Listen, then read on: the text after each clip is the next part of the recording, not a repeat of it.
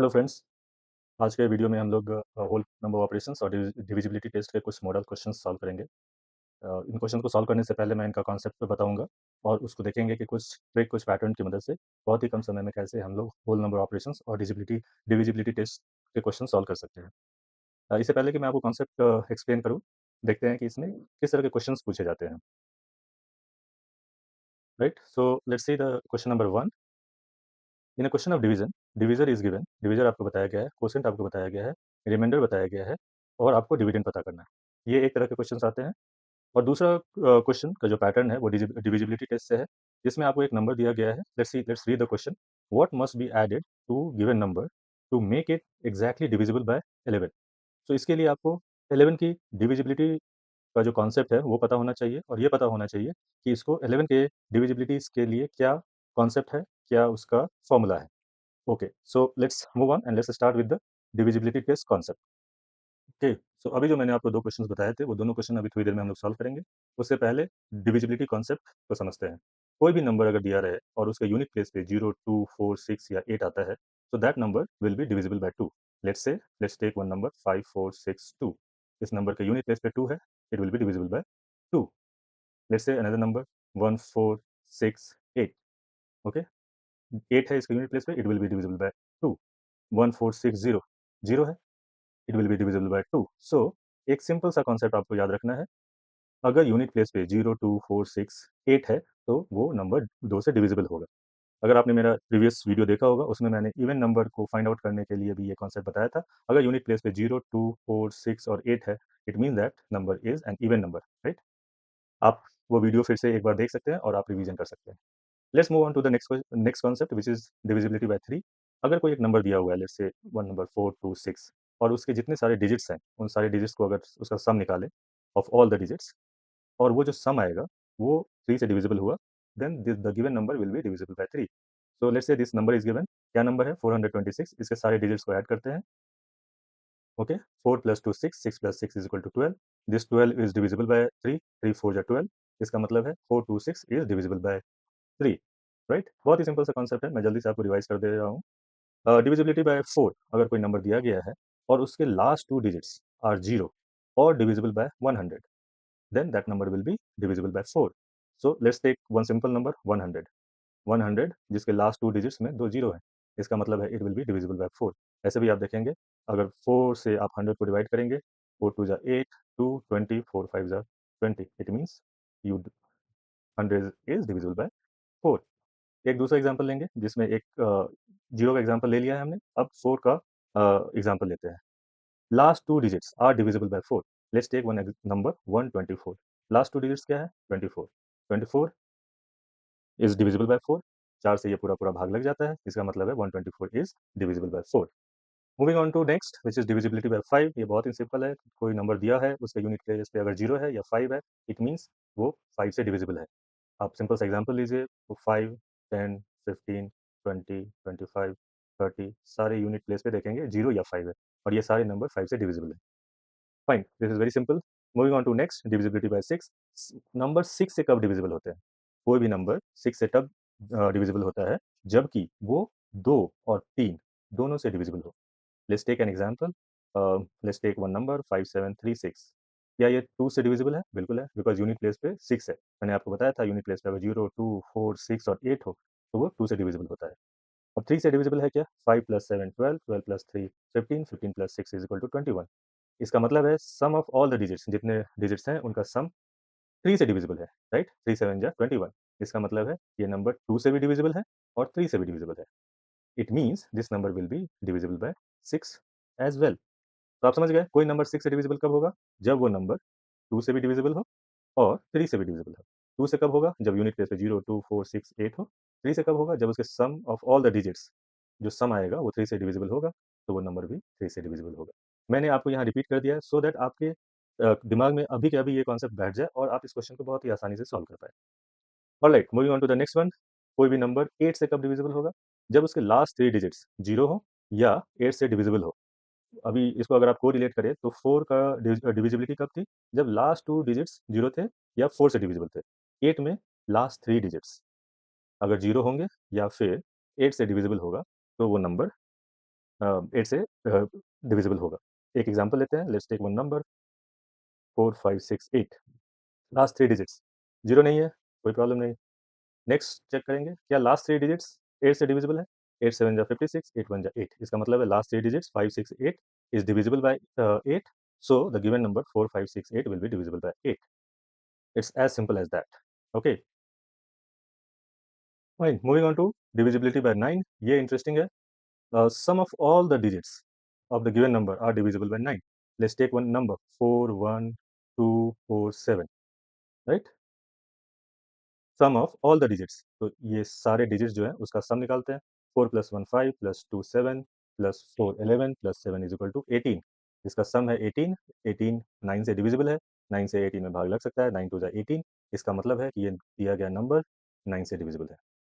सबसे आसान divisibility bye 10, अगर यूनिट प्लेस पे किसी भी नंबर के यूनिट प्लेस पे 0 है तो वो 10 से डिविजिबल होगा। यूनिट प्लेस पे है तो वो 10 से डिविजिबल होगा, सबसे आसान। Now this is interesting, divisibility bye 11, right? अगर किसी भी नंबर के नंबर दिए गए नंबर का ये पता करना है कि वो 11 से डिविजिबल है या नहीं है, तो उसके लिए क्या कॉन्सेप्ट है? स पहले जो इवन प्लेस पे जितने डिजिट्स हैं, उसका सम निकालिए, ऑड प्लेस पे जितने डिजिट्स हैं, उसका सम निकालिए और दोनों को सब्ट्रैक्ट कर दीजिए, because you have to find out the difference, दोनों को सब्ट्रैक्ट कर दीजिए। आपके पास अगर सब्ट्रैक्शन के बाद वो 0 है या 11 का मल्टीपल है, इसका मतलब दिया गया नंबर 11 से डिविजिबल है। Let's take an example, 3, 2, 4, 5, 6, 8, 2। तो sum of even places and sum of odd places, तो इवन प्लेस क्या हो जाएगा? ये कौन सा प्लेस है? ये 1 प्लेस है, ये 2 है, ये 3 है, 4 है। So sum of even place means 8 + 5 13 + 2 15। Now sum of odd places, odd क्या हो जाएगा? 1 3 प्लेस बता रहा हूँ, 5 एंड 7, राइट? ये सब ऑड प्लेसेस है। इसका सम निकालते हैं, 2 + 6 8 प्लस 8 + 4 12 + 3 15। ओके, तो ये सम ऑफ इवन प्लेस, ये सम ऑफ ऑड प्लेस, उसके बाद इसका डिफरेंस निकालना है आपको। इसका डिफरेंस निकाल लीजिए, 15 - 15 इज़ 0। इसका मतलब है, जैसे यहाँ पे लिखा हुआ है, अगर वो डिफरेंस 0 है या 11 का मल्टीपल है, it means that the given number is divisible by 11। यहाँ पे आपका डिफरेंस 0 आया है, it means that the given number 2 3 2 4 5 6 8 2 is divisible by 11। Alright, okay, perfect. तो now we have reached to the stage कि अब हम लोग, जो मैंने सबसे पहले मैं आपको 2 क्वेश्चन दिया था, question number 1, question number 2। Question number 2 divisibility का क्वेश्चन था। Now we have reached to the stage कि हम ये क्वेश्चन 2 अटेम्प्ट कर सकते हैं, क्योंकि हमको 11 की डिविजिबिलिटी रूल पता है। Okay, so now the question says is, what must be added to given number to make it exactly divisible by 11? दिया गया नंबर है और इसमें क्या ऐड करें कि वो नंबर 11 से एग्जैक्टली डिविजिबल हो? Fine, so what is the given number? 6 9 2 2 8 5. Which is the even places? This one is even place because this is 1 2 3 4, this is even 5 6 even. So sum of even places कितना हो गया? 8 + 2 10 + 6 16. Now odd places 1 3 5. So sum of odd places is equal to 5 + 2 7 + 9 16, right? Now you know the divisibility formula for 11. Sum of even place number, sum of odd place number, अगर उसका difference यानी subtraction 0 है, here 16 - 16 is 0, तो वो number 11 से divisible होगा। It means that दिया गया नंबर ऑलरेडी डिविजिबल है। So what must be added to this number to make it exactly divisible by 11? Nothing, that is 0। 0 is your answer. Alright, okay, so अब कुछ important points हैं जिससे आपको exam में direct questions आ सकते हैं। For example, बस इसको ध्यान में रखना है और कैसे इसका डायरेक्ट यूज़ आप कर सकते हैं, वो मैं अभी आपको बताऊंगा। फर्स्ट पॉइंट जो कि इंपॉर्टेंट है और आपको ध्यान में रखना है, if a number is formed by writing a digit 6 times, इसका मतलब कोई भी नंबर अगर एक डिजिट को 6 बार लिखने से वो नंबर फॉर्म होता है। फॉर एग्जांपल लेट्स से एक डिजिट है 6, एक डिजिट है 6, सॉरी एक डिजिट है 8, उसको 6 टाइम्स लिखते हैं, 8 8 8 8 8 8, तो this number will be divisible by 7 11 and 13। तो एग्जाम में इस इंपॉर्टेंट पॉइंट का आपको दिमाग में रखना है और इसका एग्जाम में कैसे यूज करना है। एक क्वेश्चन दिया रहेगा, लेट्स से 6 6 6 6 6 6 और पूछा जाएगा ये नंबर दिए गए ऑप्शंस ए, बी, सी और डी में से किससे डिविजिबल है? उसके एक ऑप्शन में 7 होगा या 11 होगा या 13 होगा। तो अगर आपके दिमाग में ये चीज़ है कि एक डिजिट अगर 6 टाइम्स लिखा जाए, तो वो 7, 11 और 13 से डिविजिबल होता है। आप इसको टिक मार्क करेंगे और इसको सॉल्व करेंगे। इसी को अगर थोड़ा-सा चेंज कर दें और अगर आपके ऑप्शंस में A 7, B 11, C 13, D all of the above,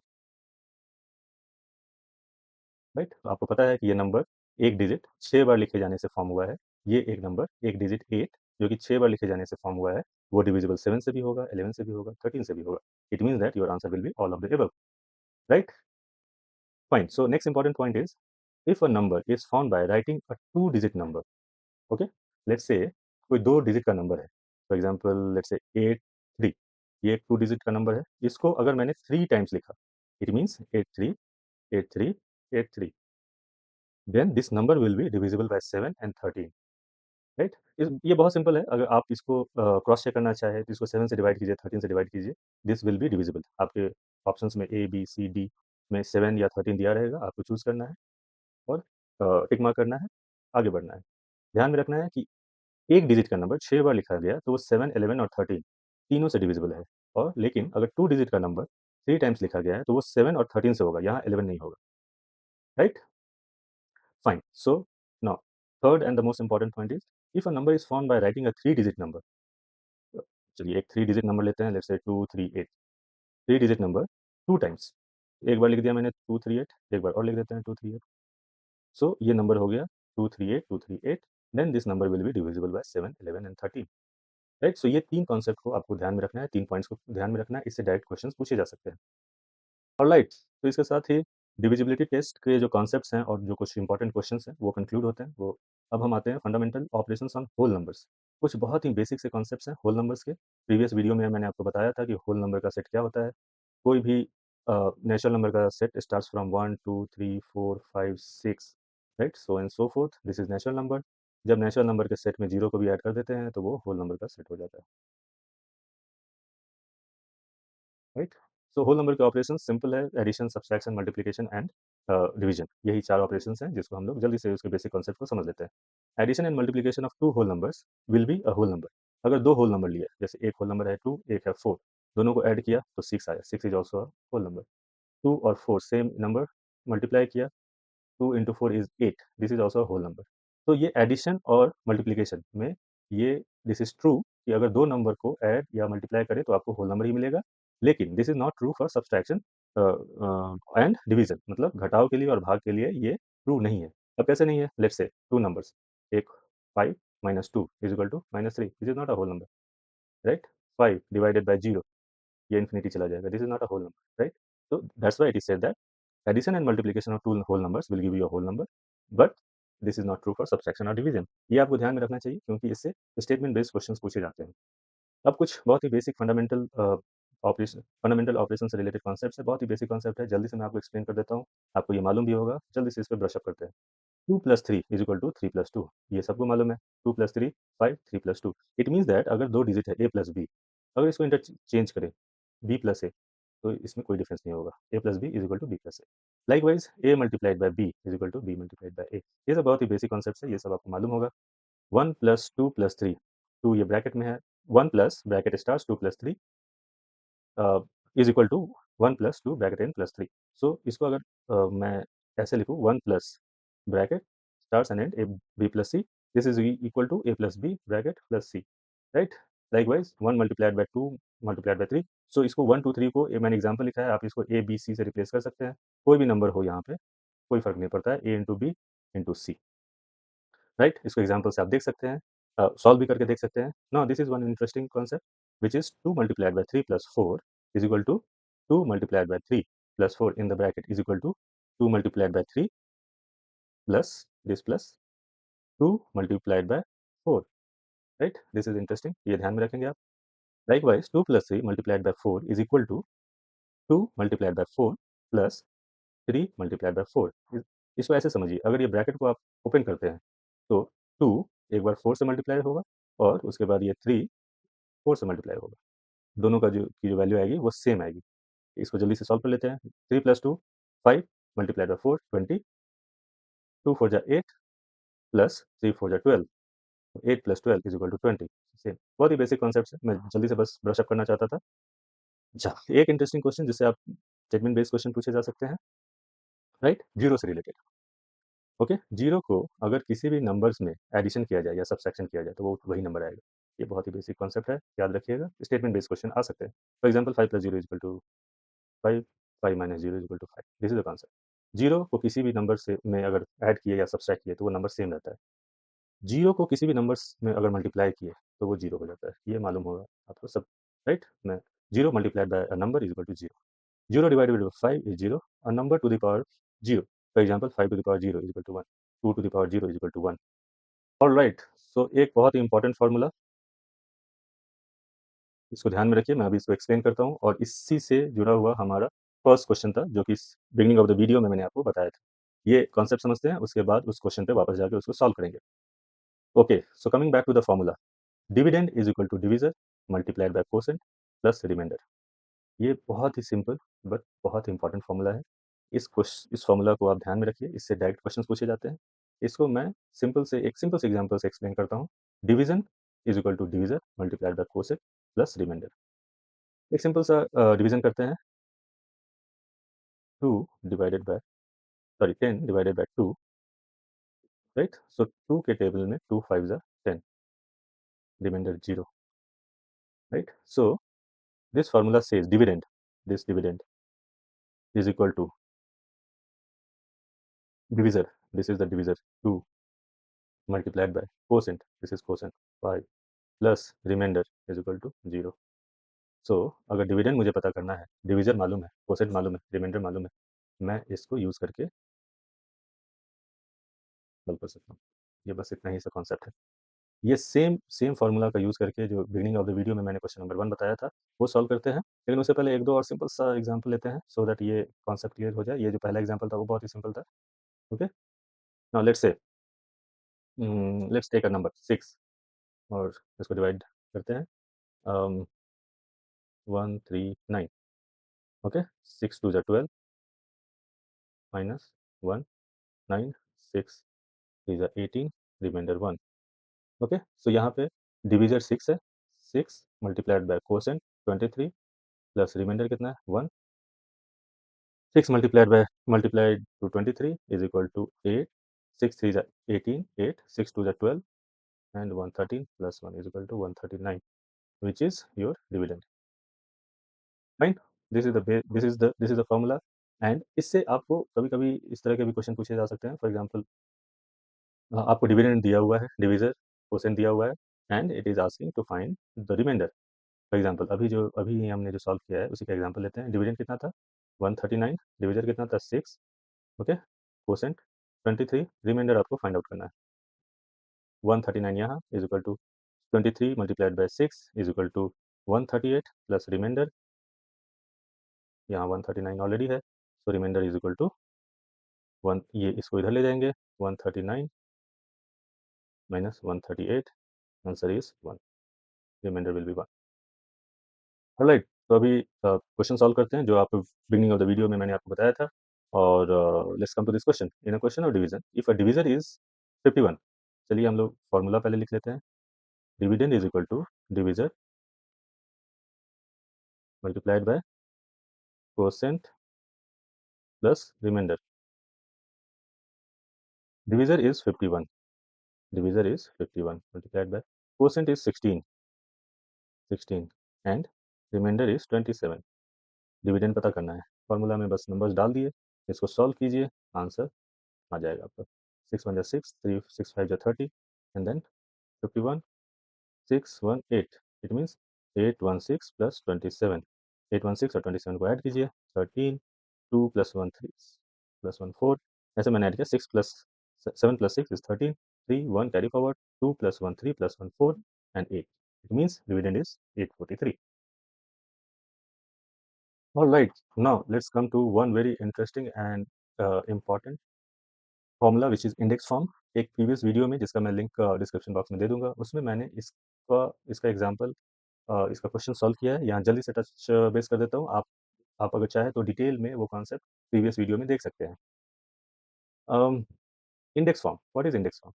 A to the power B के फॉर्मेट में अगर कोई नंबर दिया गया है, तो उसको इंडेक्स फॉर्म नंबर कहते हैं।